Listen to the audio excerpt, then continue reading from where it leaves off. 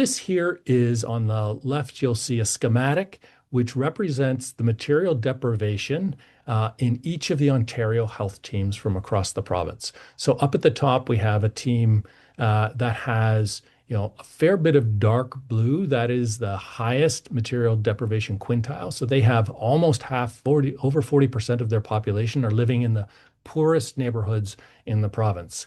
And relatively few, less than 10%, are living in the kind of highest quintile. And then we see all the way down at the bottom where it's sort of the opposite. We have a few areas and OHTs in the province where most of their attributed population, or at least half, are living in the highest deprivation quintile 1 to the highest socioeconomic status. So we see quite a bit of variability. And one thing that we've been wanting to understand across time is whether OHT's performance, we have a lot of improvement indicators, and their performance on those indicators might be related to some of these underlying factors of social determinants of health. And so we have what we've been using, and others today you'll see the same. I've been using the Material Deprivation Score, which is one of 4 scores in the Ontario Marginalization Index. And it includes, it's an aggregate score that looks at the population without high school, families that are lone parent, proportion of total income from government transfer payments, those who are unemployed, the proportion of the population low income, and living in dwellings that are in need of major repair. So it's a multidimensional construct that we use to understand whether the area has material deprivation. I see I keep an eye out, and I might be looking at, we've done this at the dissemination area, or the DA level, and then we have the proportion of the population that are in the DAs. We've done it differently. The work you'll see from VJ today is done with aggregate dissemination areas, a slightly higher level due to sample sizes on some of the indicators. So first off, why? Why should we be doing this? Well, there's plenty of evidence that there's strong socioeconomic and health system equity factors that lead towards lower health outcomes.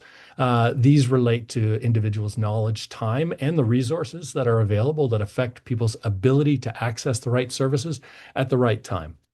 They include, preoccupation with income security. People are, concerned about housing security, food security. They may or may not have access to transportation, may or may not have primary care attachment. All of these are factors that are affecting people's ability to obtain and realize their health gains. And understanding where medical access and quality and where other socioeconomic factors might be playing in can be important to direct the health system, and specifically for our examples today, Ontario Health Team Action, towards partnerships and intervention.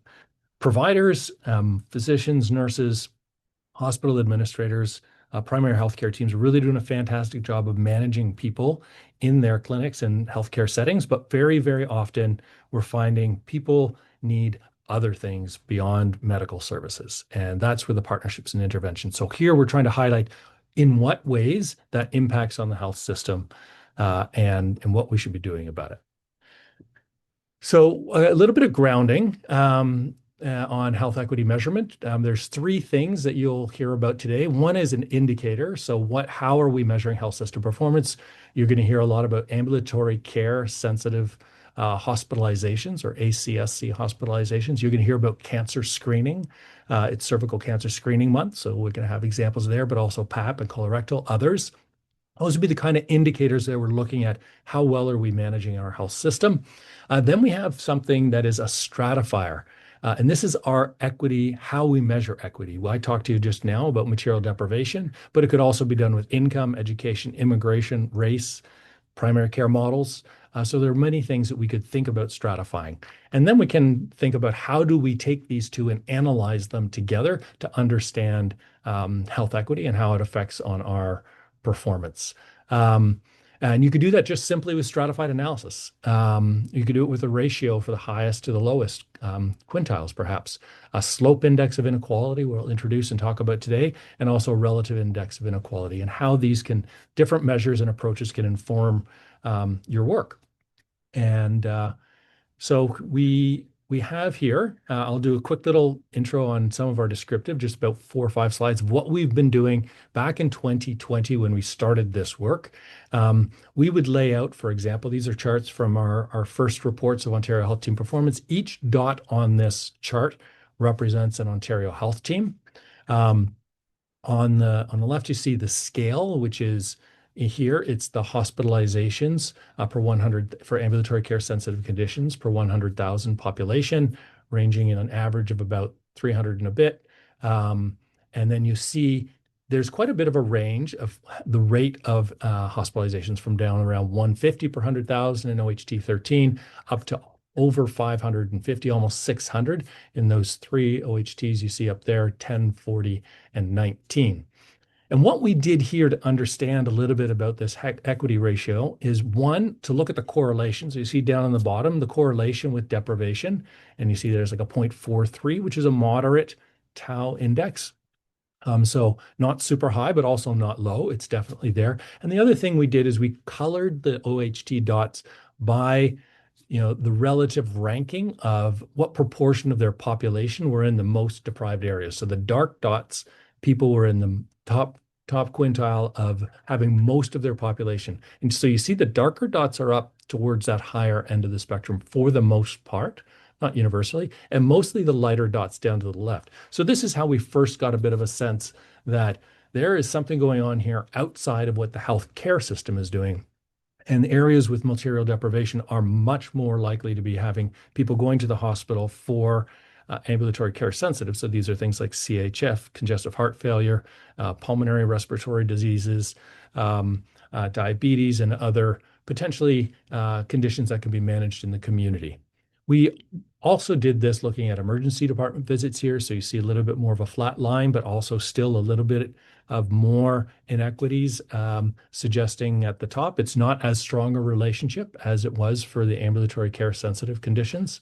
So that's how we did things on the first.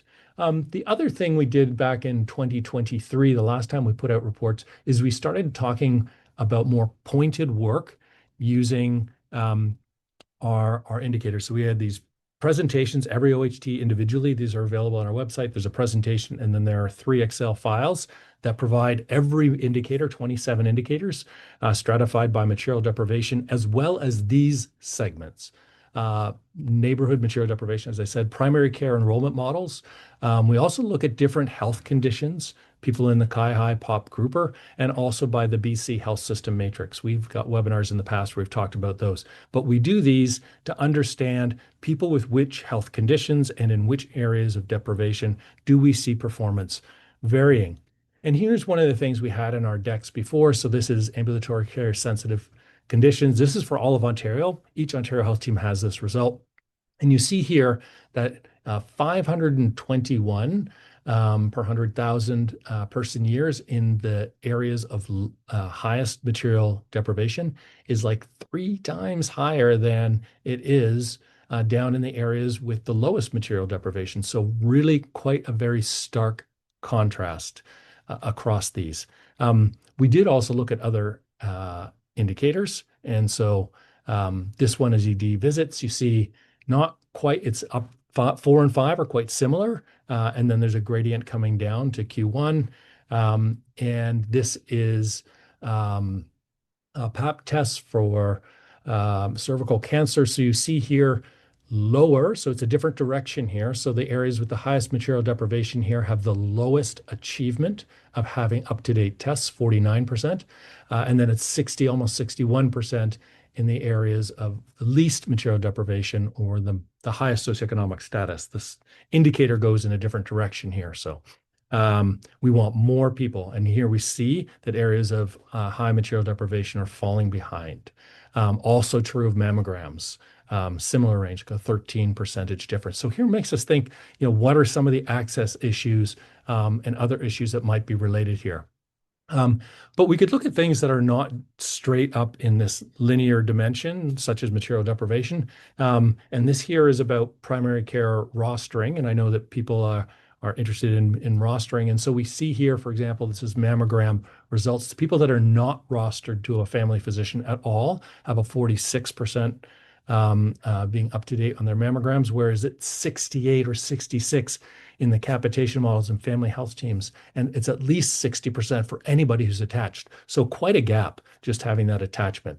That's what we've been doing in the past. I'm going to turn it over now to VJ